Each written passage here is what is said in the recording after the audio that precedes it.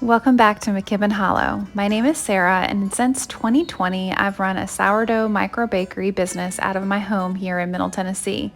I specialize in a wild yeast sourdough baked goods and pantry goods like my raw honey from my apiary. 2 years into my bakery business, we decided to remodel our laundry room into a baker's kitchen, which is what you see here, as the demand was too much on my tiny little 80-year-old kitchen. This baker's kitchen is tiny but mighty, so stay tuned for a future video with a tour of the baker's kitchen. But today we are going to whip up a quick hearty breakfast together, one of our favorites, a baked oatmeal.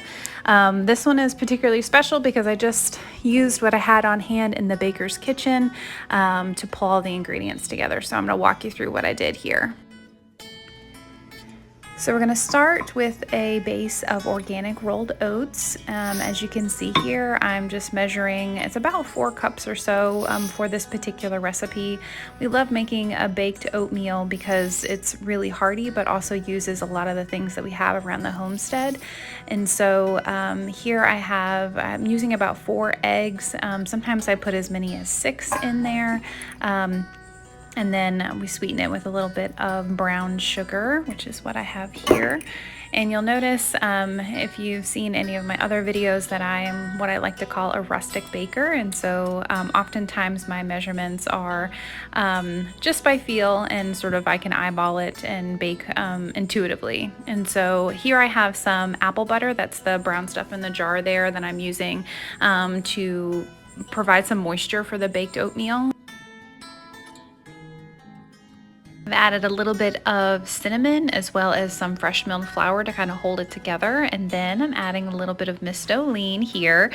She is my wild yeast sourdough starter, and I've had her for ages. I love to be able to use sourdough starter in recipes like this because it provides an opportunity to rejuvenate your starter. The more you use it, the stronger she's going to be.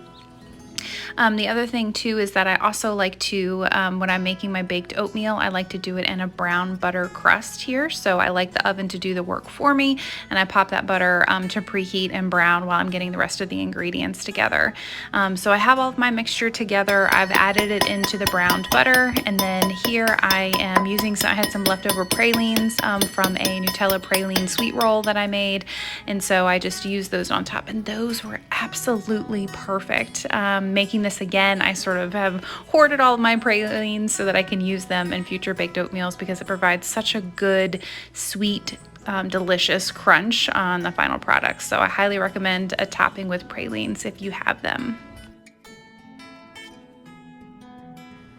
This turned out so good. I have made this several times since then. This brown, you can see it here, this sort of brown buttered crust. Oh, so good and crunchy and delicious. It was really just the hearty, perfect thing for getting up in the morning. You can add a little dabble of yogurt and some berries to make this really just shine. Thank you so much for joining me in the Baker's Kitchen today as we made our breakfast. Like and subscribe. Thanks for watching.